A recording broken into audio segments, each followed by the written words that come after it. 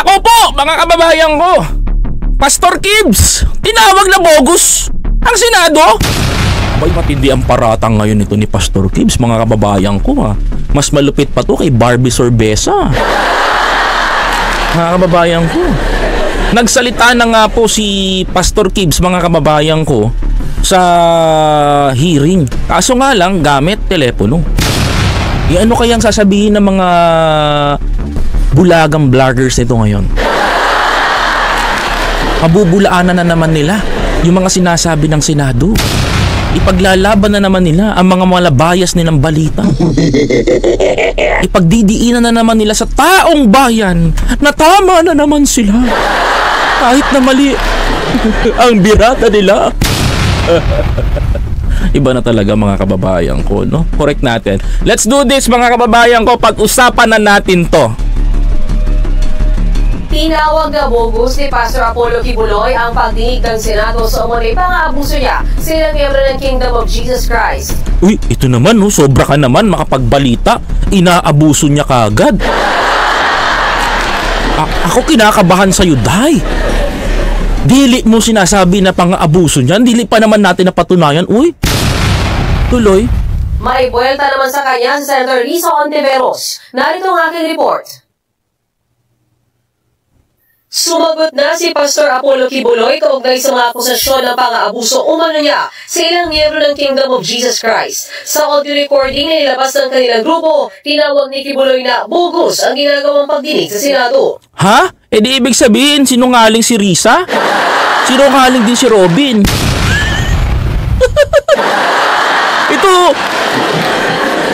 Ito naman si Pastor Kibs eh. Hindi mo nililiwanag. Pag sinabi mong bogus, bogus ang Senado, dalawa sila ni Robin ang naglilitis doon. Di bogus din si Robin. Hindi ka naman nag-iingat, Pastor Kibs eh.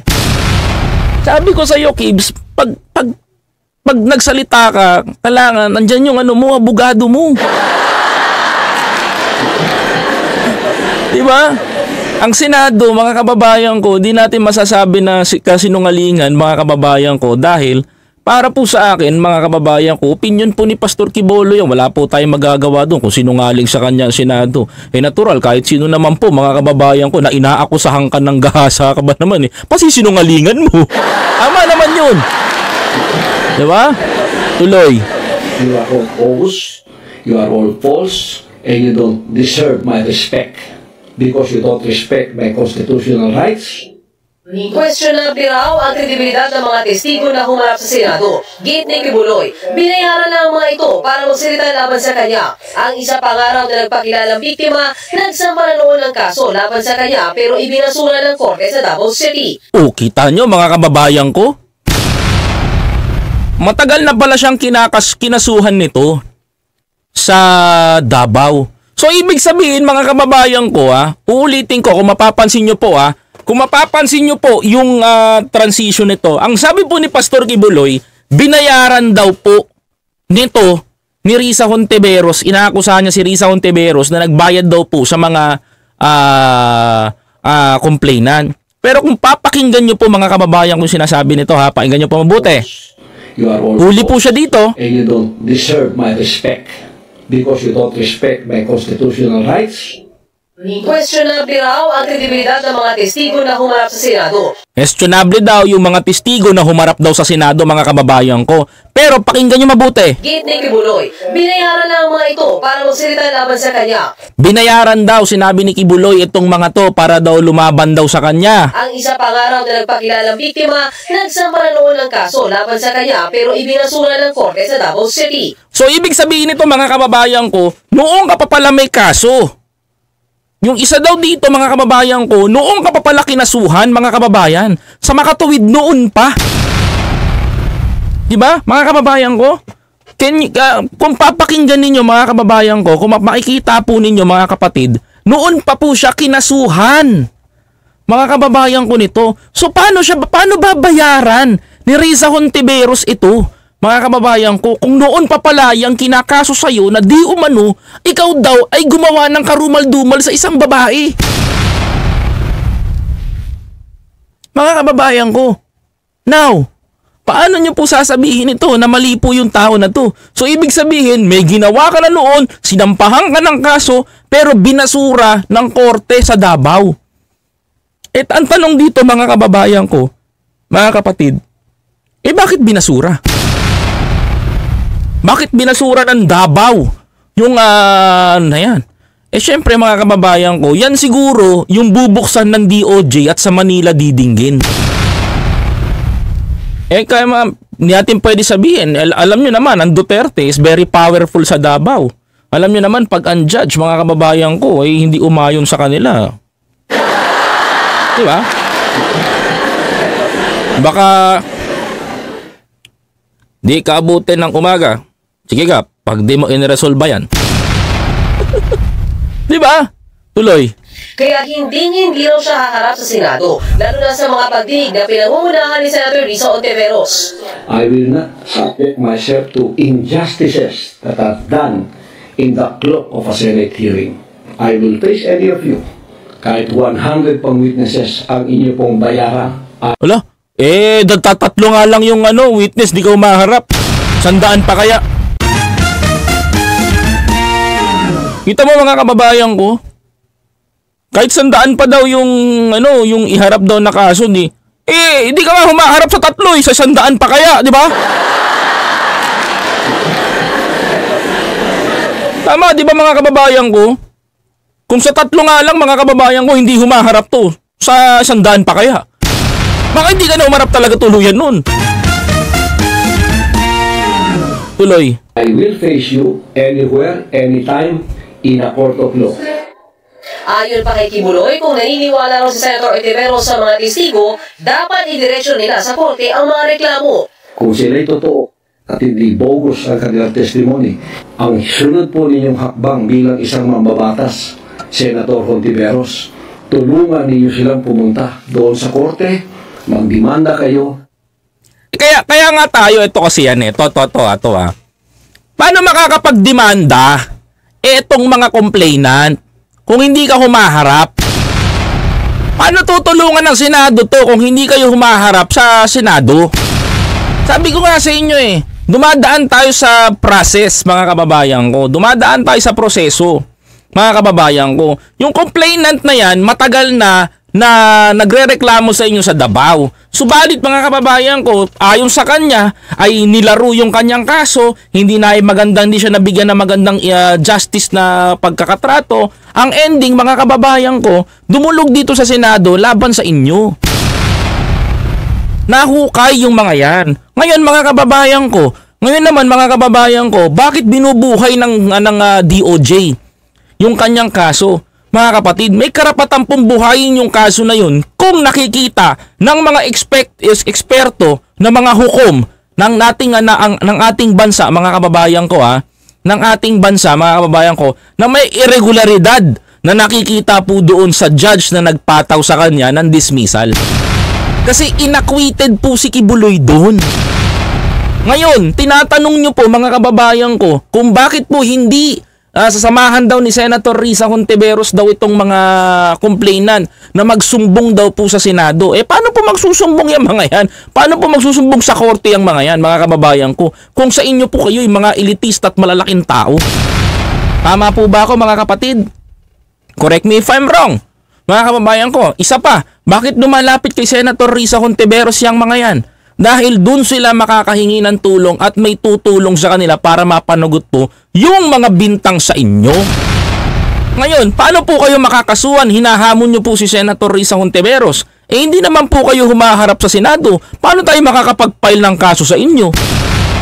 Di ba mga kababayan ko, kaya nga po malakas ang loob nito ni Mr. Kibuloy na hindi humarap sa Senado at hindi dahil alam niya na pag hindi pa siya humaharap ay hindi makakapagsampa ito. Well, gagawa't-gagawa ang Senado para humarap ka. Ngayon, nasa sayo na yun kung paano ka aarestuhin. Tuloy. Sagot naman dyan ni Senator Hontiveros, dapat humarap na sa Senado si Kibuloy para siya mismo ang sumagot sa mga akusasyon.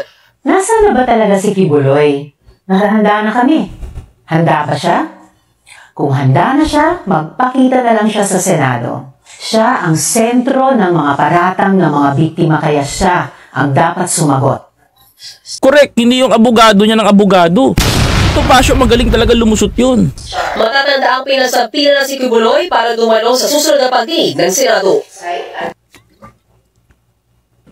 Sabi pa dito, mga kababayan ko, sinubukan pa tayong linlangin ng abogado niya na si Attorney Topacio at tinawag pa na fake news. Pero si Kibuloy na din umamin. Kibuloy himself confirmed that he authorized the release of these conditions in a gikan sa masa para sa masa event. Tignan nyo to may binulgar si Senator Risa dito sa poll yung mga vlogger nila. With vloggers, Kibuloy is already in contempt. Hindi na po mababago iyan. Nagkaroon ng objection, pinagbigyan alinsunod sa rules. Pero hindi pa rin nakabuo ng majority signatories. Kaya nga. Kaya it is clear as day. My ruling is in motion. Mas lalong lumakas ang pangangailangang i-contempt siya dahil even after the March 5, 2024 contempt citation upheld on March 12, 2024, Kibuloy has continued to brazenly plot and make a mockery Shucks, mockery. of the committee and Manin, ha? consequently the Philippine Senate by releasing through his supporters a list of 17 conditions before he appears. This level of mockery of a constitutional exercise of duty by a committee of the Philippine Senate is unprecedented and disturbing. It further confirms Kibuloy's undue refusal to appear before the committee pursuant to Section 18 of the Senate Rules. Considering all these, once again, I request for the Senate President to issue an arrest order against Apollo C. Kibuloy. Patay ka ngayong bata ka. Ayan. Alam niyo, di ko sinabayan yung para maintindihan niyo mabuti. Sabi ko sa inyo mga kababayan ko kung sa SBMA, napatunayan natin doon na yung mga bata pinakakasal sa matanda. Mga kababayan ko, hindi sasalang ang Senado pagdating sa inquiring ganito o sa hearing na ganito mga kababayan ko na walang malakas na bala mga kapatid. Because some of the bloggers of Kibuloy right now, mga kababayan ko, is trying to divert the story into a fake news peddling sa mga kababayan natin. Can you imagine mga kababayan ko, saan ka makakita mga kababayan ko na ipagmamalaki nila na sila ay bayaran ni Kibuloy? Saan kayo makakita mga kababayan ko na ipagmamalaki nila na ipanalo daw ni Kibuloy yung laban daw niya sa di umano'y pang-aabuso? Acquitted daw si Kibuloy. Walang kasalanan mga kababayan ko. But based on the story of Pastor Kibuloy mga kababayan ko on the phone nung nagwawala siya sa telepono sa social media mga kababayan ko, yung mga babae ang lumalapit sa kanya mga kababayan. Naaalala niyo yun? Yung mga babae ang lumalapit sa kanya because he said mapera siya. Right mga kababayan ko? Mga kapatid, napapansin niyo po ba yun mga kababayan ko? Yung po sinasabi ni Pastor Kibuloy doon sa kanyang sinabi, mga kababayan ko, na mismong ang mga babae ang lumalapit sa kanya. Kung lumalapit sa iyo ang temptasyon, ang tanong ko doon, tinikman mo ba? Kasi kung hindi ka tumikim, walang maghahabol sa iyo. I can imagine that mga kababayan ko, that yung babaeng nagrereklamo sa kanya, mga kababayan ko, is one of the pastoral. According dun sa ating nakausap, is totoo yung babae na kasama sa pastoral congregation niya. Suddenly mga kababayan ko, meron po siyang sinasabi, mga kababayan ko na tumutugma po doon. According dun sa ating nakausap na dating miyembro ng kanilang samahan. Ayoko sabihin cool to, samahan na lang para maganda. Mga kababayan, kasi ang cool nun ang cool nila talaga. Mga kababayan ko, yung member ng kanilang samahan. Now, mga kababayan ko, tinatanong ko yung kaibigan ko na yun, tinatanong ko siya kung talagang miyembro ba to, ito ba'y ito ba'y kasama dito. Oo, nakikita niya daw yun doon. At miyembro ito, mga kababayan ko, ng kanyang choir. Kasi kung tutuusin, kung pagbabasihan natin yung sinasabi ni Quiboloy sa kanyang speech doon sa lumabas na video, mga kababayan ko, talagang galit na galit siya, pumutok siya sa galit doon at nasabi niya na talagang hinahabol siya ng babae. Ngayon mga kababayan ko, based doon naman sa statement ng isang nagrereklamo sa kanya regarding doon sa di umano'y panghahalay nito ni Mr. Quiboloy na binibintang sa kanya, mga kababayan ko, na ibinibintang sa kanya ay siya po, mga kababayan ko, ang tinutukoy doon. So yun po yung nagsampa sa kanya ng kaso way back nung sa Davao.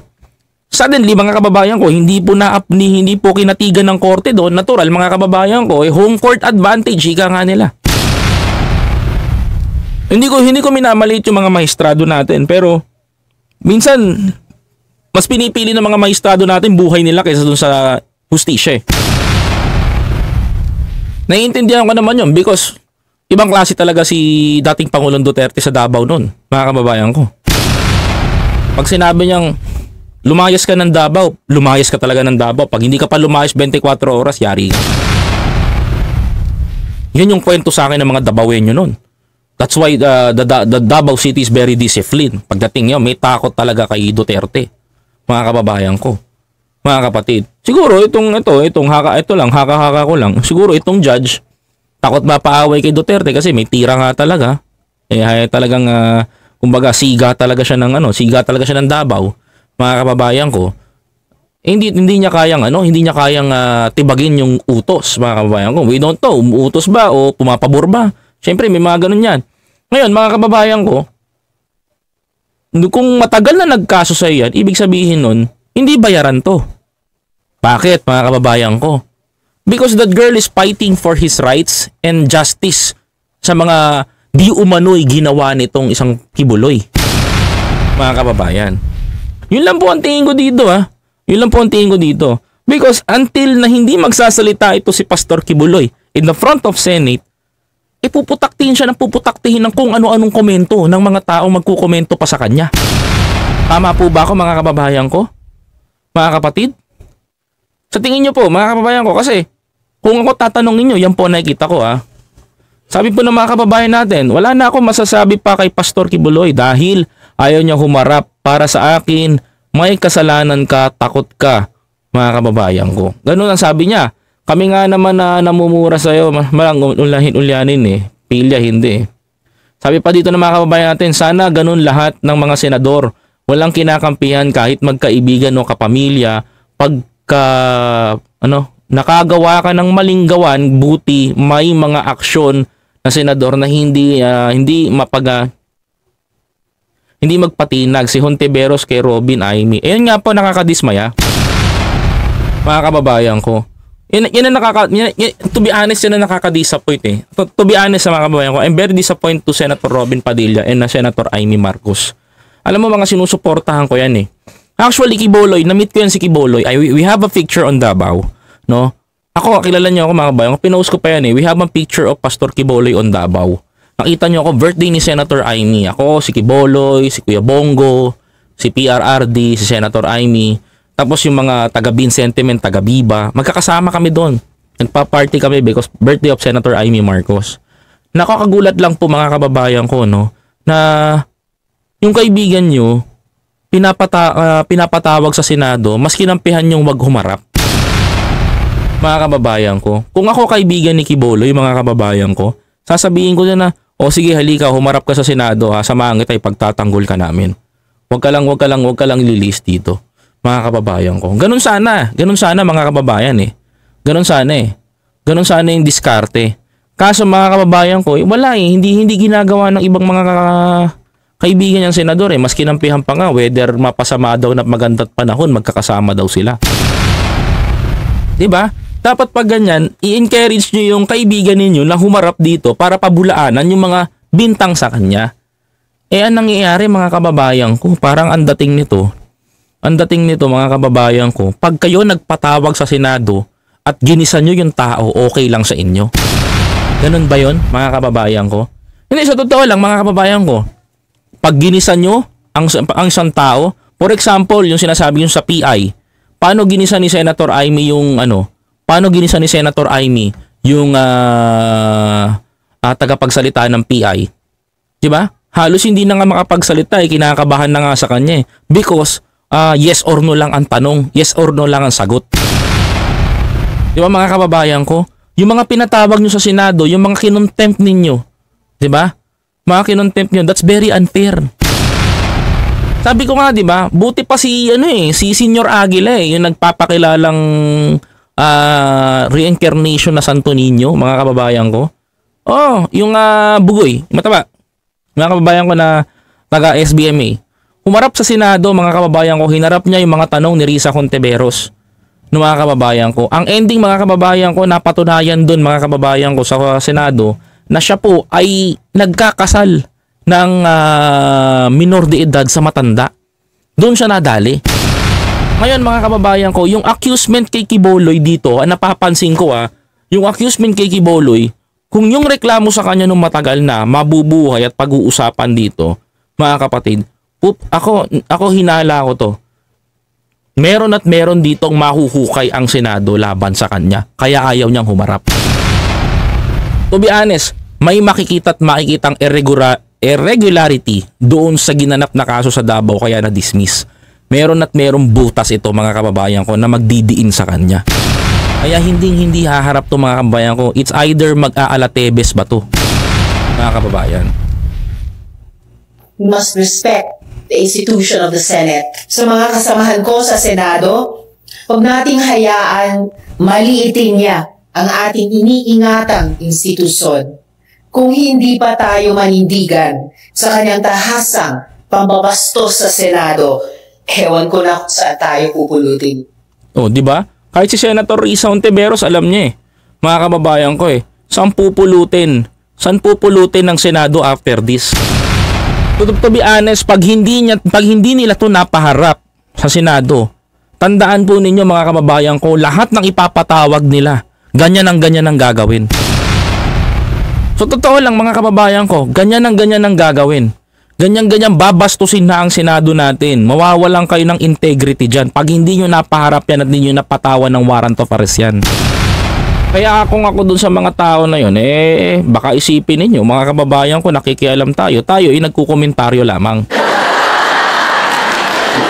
Ba't ganyan ngayon ang Pilipinas? May nagaganap na Santo Niño, may Son of God. Baka mamaya maganap din na si Joseph and Mary.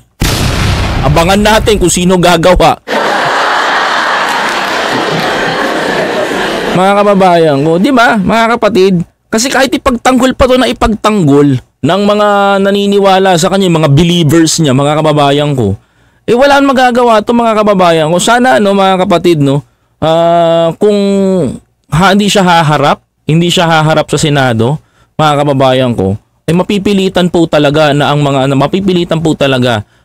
mapupukpok po dito si Senator Mig Zubiri bilang Senate President. Mapupukpok din po dito sa 2025 yung mga senador na nagtatakip nito. Ay, mga kababayan ko, maraming senator sa 2025 na re-electionist. Tatagilid talaga sa taong bayan yung makakaladkad sila dito.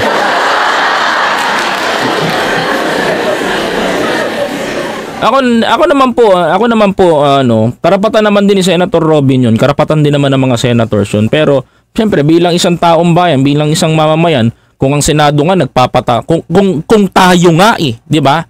Kung tayo nga yung taong kumuha lang ng mangga sa puno na matanda, pinakulong, mga kababayan ko. No? Kumuha lang ng mangga sa edad na 85 years old, pinakulong dahil sa bintang na nagnanakaw, mga kababayan ko. Ito pa kayang mayaman na may kaya magbayad ng abogado, mga kababayan ko, na pinagbibintangan na di umano'y gumawa ng karumal-dumalo panghahalay, ay ganito pa ang sasapitin? Kakayan-kayanin ang Senado? Kakayan-kayanin ang ating Senado, mga kababayan ko? Maisipin nyo nga po yan. Mga kababayan ko, can you imagine that, mga kababayan? Kakayan-kayanin kayo ng isang pastor? Mga kapatid? Sana panagutin ng Senado to at gumawa ang Senado ng paraan dahil dito. Kung hindi magagawa ng Senado to, masisira ang integrity, lalong-lalo na ng ating Senate. Kawawa naman, mga kababayan ko.